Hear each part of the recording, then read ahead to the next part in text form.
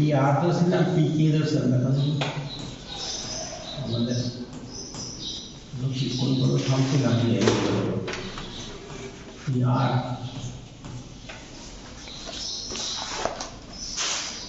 যে N equal to লিখছিলাম না এটা দেখো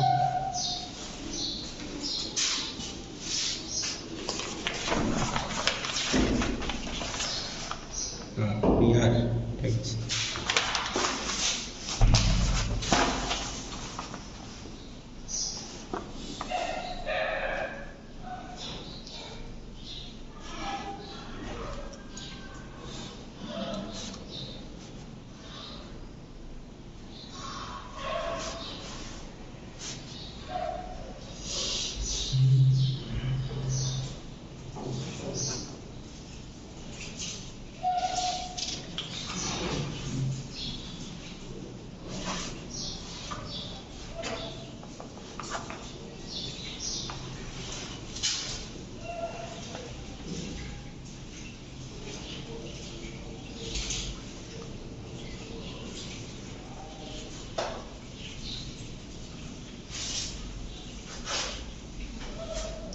আমাদের n equal to যেটা ছিল যে মৌলিক কম্পিউটেশন p1 p2 আর আলফা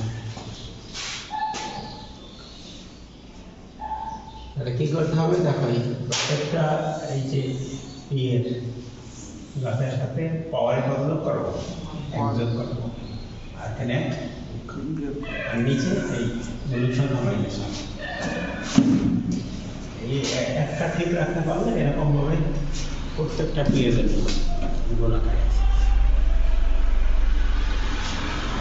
নেক্সট যদি এইটা উৎপাদিত প্রবৃত্তি কম ঘাতের যোগ পাবে যদি এইটা হয় তাহলে সূত্রের চাষ এই এখানে পাওয়ার এখানে পাওয়ার এগুলো সত্যি জায়গায় পাওয়ার এখানে পাওয়ার পাওয়ার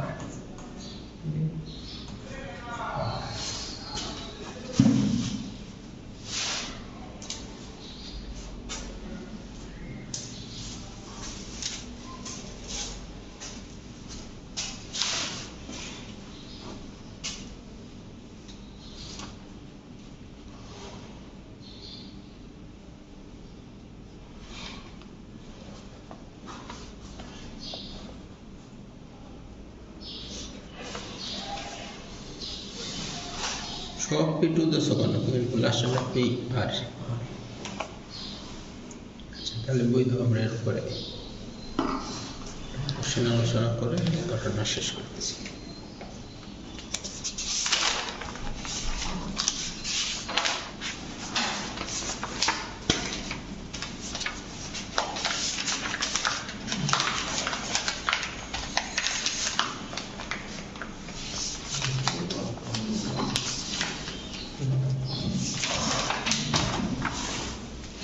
তোমাদের বইয়ের 4 নম্বর প্রশ্ন প্রশ্নগুলো সব এই রিলেটেড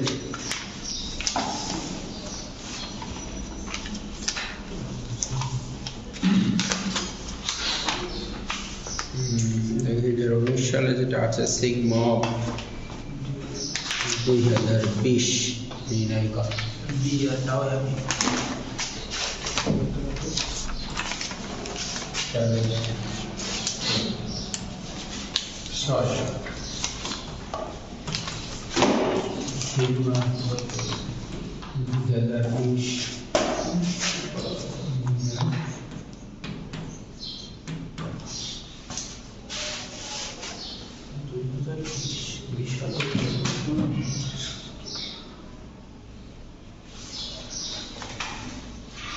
আর এখানে একটা ডি দেখো ডি আছে ডিটা কি পড়াইছে না ডি আর নাও যে টাউ এন এইটাকে ডি এন দ্বারাও প্রকাশ করা হয় এটা বলা আছে 14 পৃষ্ঠায় ভাজক সংখ্যাকে বি এর দ্বারাও প্রকাশ করা তাহলে লিখে রাখো নোটটা টাউ এন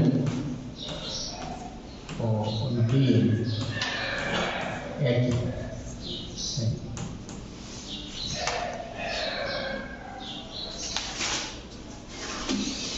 তাহলে এই কাজ করতে আগে কি দরকার 2020 ভাজক বের করা দরকার উৎপাদক হিসেবে করা দরকার তাহলে 2020 প্রথমে 2 10 10 আবার 2 500 এখন আর 2 নেই আবার 5 100 আর 5 নাই 100 এর মধ্যে 100 এর কোনো ভাজক আছে এই তো মনে আছে না 100 এর কোনো মৌলিক ভাজক নাই 100 কেজি মৌলিক সংখ্যা তাহলে এটা এই তাহলে দেখো 2020 হলো 2 স্কয়ার 5 to the power 1 আর 101 এই পাওয়ারটা দিয়ে নিলে ভালো হয় তাহলে বুঝতে সুবিধা হবে কারণ পাওয়ার যদিও দেওয়া লাগে না সুবিধা হবে তাহলে এখন আমাদের সূত্রের দিকে তাকাই এইটা হলো আমাদের P1 না এইটা হলো আলফা এইটা হচ্ছে আলফা 2 P2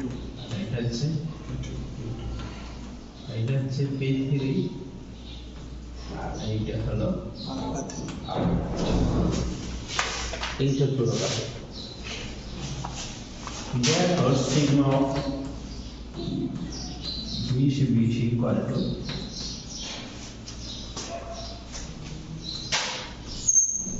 নিচে 2 minus 1 এটা 5 minus 1 এটা 101 নিচে করলে সব মৌলিক সংখ্যা থেকে বিয়োগ হয়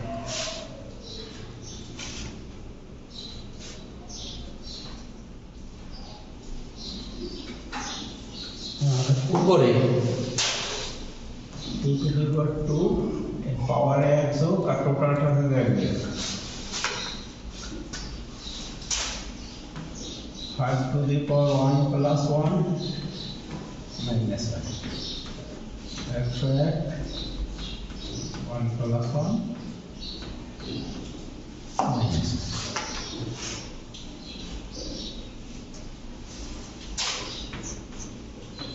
এটা থাকে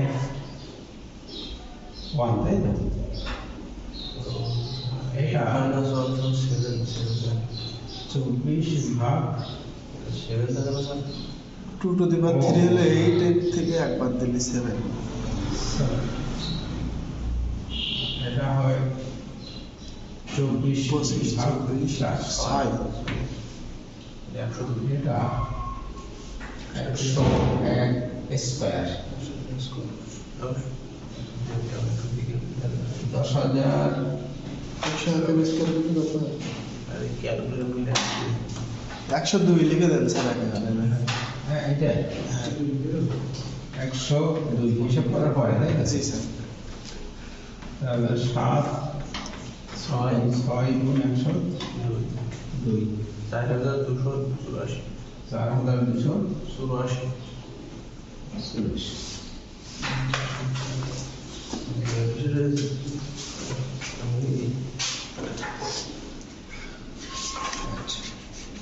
বসাই করে নিই তারপরে আমাদের চলে যাবে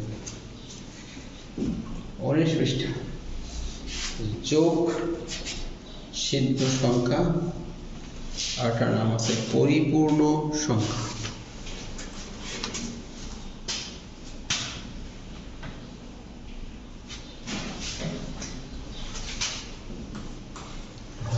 যোগ সিদ্ধ সংখ্যা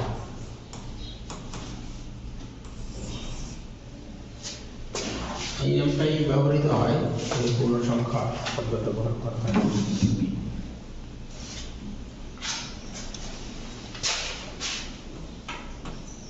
এগুলো হচ্ছে স্বাভাবিক সংখ্যা নিয়ে কাজ করতে হয়, এতই যোগ সিদ্ধ সংখ্যা বলা হবে যদি সিগমা ইকুয়াল টু 2n হয়। উপরের উপপাদ্য আছে, আমরা এই বিষয়ে কথা বলবো। খুব গুরুত্বপূর্ণ কথা, কারণ এটা প্রশ্ন পরীক্ষা আসবে 100%।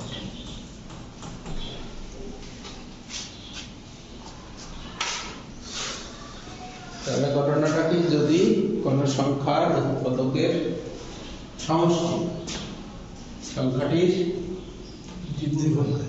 দ্বিগুণ হয়, তাহলে সংখ্যাটাকে যোগসিদ্ধ সংখ্যা বলা হয়। উৎপাদকের সমষ্টি সংখ্যাটির দ্বিগুণ।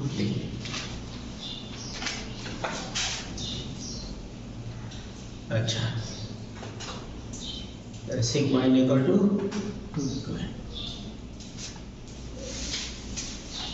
সর্বনিম্ন ক্ষুদ্রতম যোগসূত্র হলো 6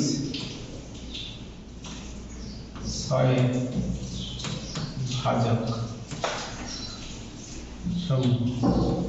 1 2 3 সিগমা 6 ইকুয়াল টু 1 যোগ 2 3 যোগ 12 2 into 6।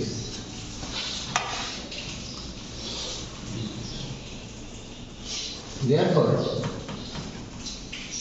6 একটি যোগসিদ্ধ সংখ্যা।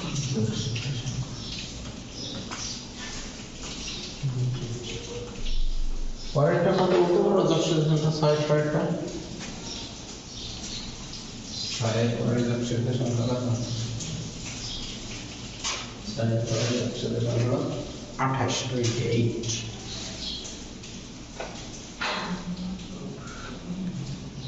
আচ্ছা, তাহলে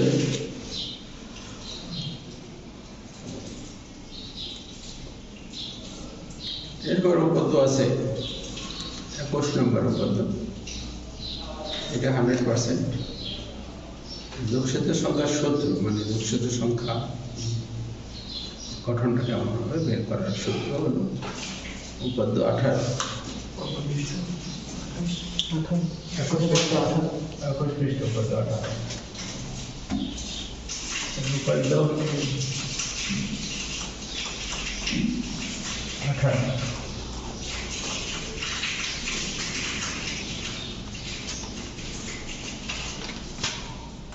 প্রমাণ করো যে যোগসিদ্ধ সংখ্যাগুলো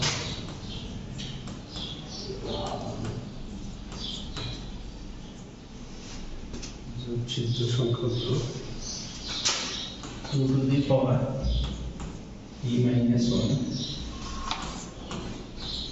2e minus 1 আকারে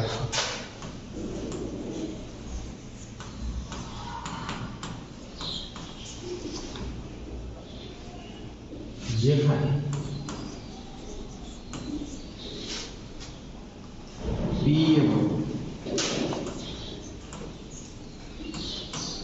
2b minus 1 মৌলিক সংখ্যা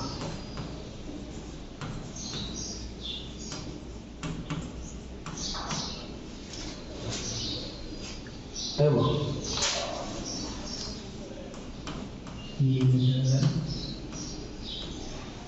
এটা বলা যায় না, মৌলিক সংখ্যা হলে তো পি একের বড় হবেই।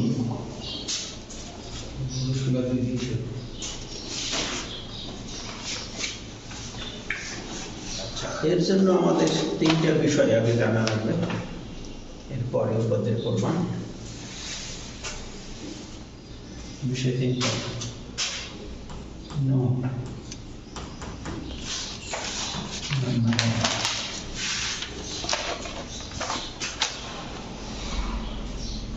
সিগমা অফ 7 কত বলতে পারবা? সিগমা অফ 11 কত? তাহলে কিছু কিছু সংখ্যা আছে যাদের ভাজকের সমষ্টি সংখ্যাটার চাইতে এক বেশি। মৌলিক সংখ্যা। এই কনসেপ্টের উপর করতে হবে। তাহলে এখান থেকে আমরা সিদ্ধান্ত পারি পি মৌলিক সংখ্যা হলে sigma P equal to P. তাহলে আমাদের এই সূত্র আরো ব্যবহার করতে হবে এই ফর্মুলা। মৌলিক সংখ্যার সিগমা তার থেকে এক পাওয়া। এইটা এই পদের ভিতরে কোনো এক জায়গায় এটা ব্যবহার করবো আমরা। নাম্বার 2 সংখ্যাতাত্ত্বিক ফাংশন।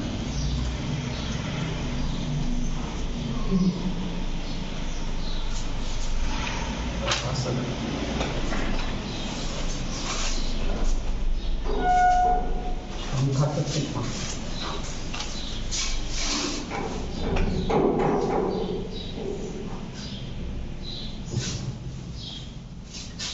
বইয়ের 3 নম্বর চ্যাপ্টারের নামটাই হলো এই 3 নম্বর চ্যাপ্টার নাম দেখো তো তাই কিনা।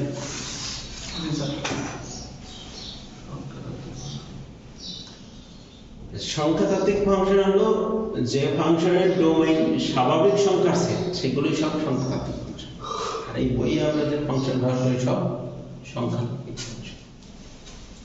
তাহলে সংখ্যাটা 5 নম্বর চ্যাপ্টারে এখানে দেওয়া আছে, এখানে আমরা করব, এখানে লাগতেছে f কে সংখ্যাতাত্ত্বিক ফাংশন বলা হবে যদি এর ডোমেইন n বা স্বাভাবিক সংখ্যা নিয়ে যে ফাংশনের ডোমেইন তৈরি সেই ফাংশন হলো সংখ্যাতাত্ত্বিক ফাংশন। তাহলে আমরা যে আগে যে রাশিতে ফাংশনগুলো বললাম তাও সিগমা সংখ্যাতাত্ত্বিক ফাংশন। আরো অনেক সংখ্যাতাত্ত্বিক ফাংশন আছে, আমরা আস্তে আস্তে সেগুলো পাবো। সংখ্যাতাত্ত্বিক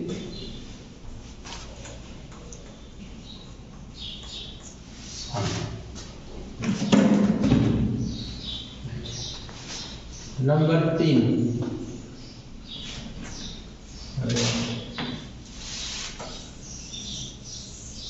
গৌণিক ফাংশন বা গুণাত্মক ফাংশন।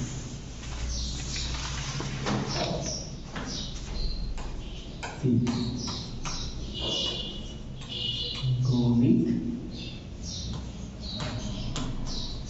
ফাংশন এটা 100% ইম্পর্টেন্ট। এটা 4 নম্বর চ্যাপ্টারে মানে এই সংখ্যাতাত্ত্বিক ফাংশনের পরই এই সংখ্যাটা।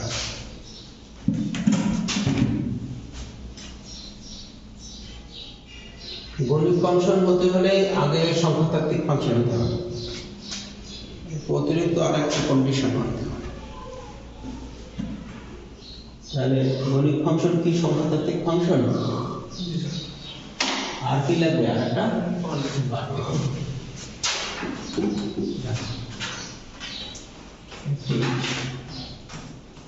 সংখ্যাতাত্ত্বিক ফাংশন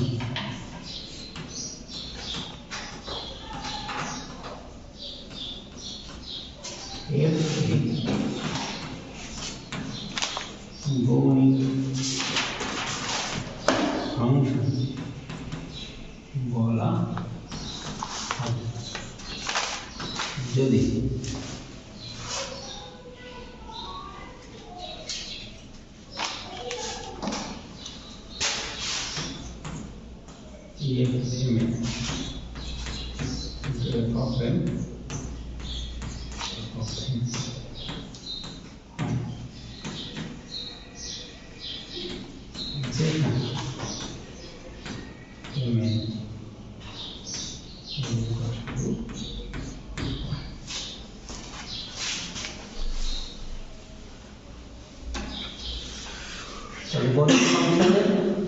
কন্ডিশন হলো এর ভিতরে দুইটা সংখ্যার গুণফলকে ভেঙে দুইটা, আর এম আর এন সংখ্যা থেকে কন্ডিশন কি হবে সহমৌলিক। টাউ এন সিগমা এন গৌণিক ফাংশন।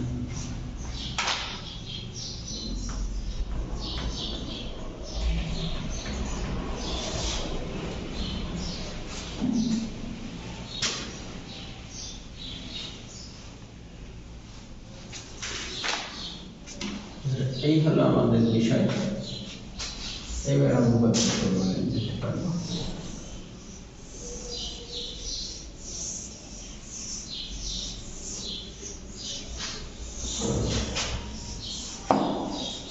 যোগসিদ্ধ সংখ্যা কি কখনো বিজোড় হইতে পারবে কিনা?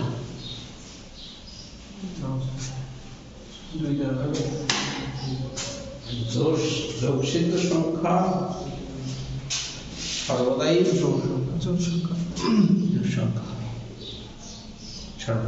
যোগ সংখ্যা, এটা যোগসিদ্ধ সংখ্যার একটা বৈশিষ্ট্য। এই সূত্র দিয়ে সকল যোগসিদ্ধ সংখ্যা পাওয়া যাবে, সকল যোগসিদ্ধ সংখ্যা পাওয়া যাবে। আমি দেখি তো, কিন্তু কন্ডিশন হলো ব্র্যাকেটের ভিতরে যে অংশটুকু আছে এই টোটালটুকু কি হইতে হবে? মূলত হইতে হবে। আর 2 এর মাথায় যে পি আছে ওটাও মূলত না মৌলিক, আর 2 এর মাথায় যেটা আছে ওটাও মৌলিক। তাহলে এই সূত্র দিয়ে যা পাওয়া যাবে সব তাই 2 মৌলিক সংখ্যাটা নিয়ে যদি আমরা এই কাজটা করে দেখি, দিতেন বসে 2 টু দি পাওয়ার 2 মাইনাস 3 এর মৌলিক সংখ্যা, এটা দিয়ে এই সূত্রে দেখি কত হয় রেজাল্টটা। 6 ওই যে আমরা প্রথম যোগসিদ্ধ সংখ্যা 3 তো একটা মৌলিক সংখ্যা, 3 দিয়ে কাজটা করে দেখি কত হয়। 3 দিলে 9 8 বিয়োগ 8, তাহলে হবে না। 2 এর পর 3 আছে 8 বিয়োগ 1 7। ও হ্যাঁ তাই তো, 2 এর পর 3 তাহলে 8 বিয়োগ 1 7, তাহলে মৌলিক সংখ্যা এটা দেখা হবে। এই পাশে থাকবে কত? 2 এর পাওয়ার 2 4, 4 7 28। তাহলে এই সূত্র দিয়ে সকল যোগসিদ্ধ সংখ্যা পাওয়া যাবে। শর্ত আছে, কিন্তু শর্ত হলো দুইটা, এই মৌলিক হইতে হবে আর 2 টু দি পাওয়ার মাইনাস 5 ওটাও মৌলিক হইতে হবে।